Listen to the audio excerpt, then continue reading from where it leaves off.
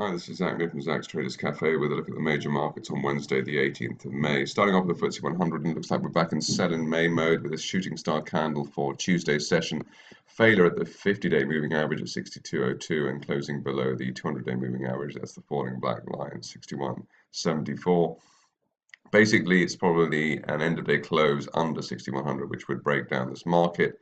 The last low, 60.36 for the cautious momentum traders. And then obviously we see how far down we go after that. 58.45, the last low in February. An end of day close above the 50-day average, 62.02, would delete the bear scenario for now. So it's a reasonably good risk reward if we're going back towards February support, or that late February support off the back of hints from the Fed that rates are going up there in June. Onto the DAX, and here we got it back at the main support zone. The last or the initial low for May was 97.37. That's going to be key at the moment. We're trading around 9800 early on Wednesday's session, so pre-market. So that is likely to be tested as a minimum. End of day close back below that could take us down to 9500. Which would make sense even if we're then going to head back higher. So it just would have meant that this market's in a range between 9500 and 10,200, let us say. Negating the bear scenario would be an end of day close back above the 50-day moving average at 99.52, which even now looks rather difficult given this latest kink in the RSI window below the 50 level to leave it at 43. Onto the Dow, and 17,500 is what it's all about. End of day close below this takes us down to the 200-day moving average at 17,117. Once again, you see this kink in the RSI window. That's a sell signal.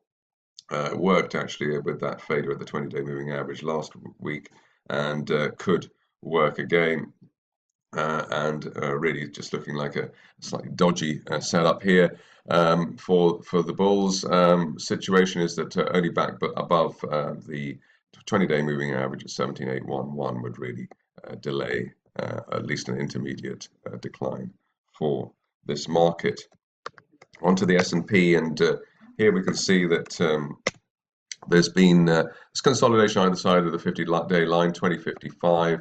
That needs to be conquered again on an end-of-day close basis to revive the bull argument, and really only back above the 20-day moving average of 2071 would really disturb the prospect of a decline now back towards the 200-day moving average at 2011. We've got this same failure at RSI 50 as well to leave it at 45, so that is a leading indicator on a move to the downside. As for the Nasdaq, we had a range between 4,300 4,420. Obviously waiting for that break of this February uptrend line at 4,300. If that is broken over the next couple of sessions, we could be looking at that 40.88 late February support. Double failure at RSI 50 here for May to date, so that is a clear negative and leading negative signal for the Nasdaq. So one would expect that to kick in quite soon. In fact, I suppose that's quite strongly linked to the fate of Apple, which is even though Buffett has come in, probably asked to come in on that to save that situation, the double gaps down there over the course of April, and the failure for any meaningful rally, even with Buffett coming in as the cavalry, does suggest that this stock is going to head back down towards the $85 level pretty soon. Stop loss on that idea would be back, end of day close back above the 20-day moving average, so you're not risking too much on that particular situation.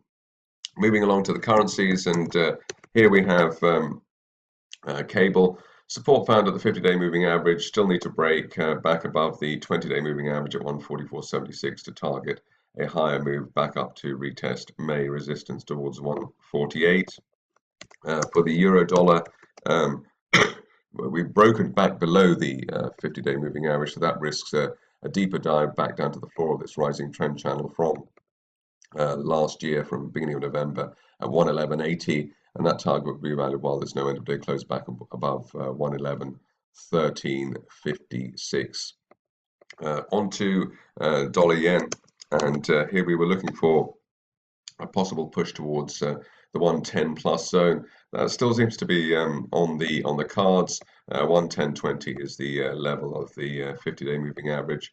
10-day moving average at 108.56, and an end of day close back below that would suggest that we're going lower. But at the moment, still the 110.20 plus area looks like the area for this market to go to. Finishing off with gold before my cough kills me. We've got gold here hanging above the 20-day moving average at 1267. While above that, we're looking for $1,300, and the bigger target over the next couple of months as high as $1,350, while there's no end-of-day close back below the 20-day line. This stage only back below the 50-day moving average at 1249 really kills the bull argument. That's it for me. More updates at the same time tomorrow.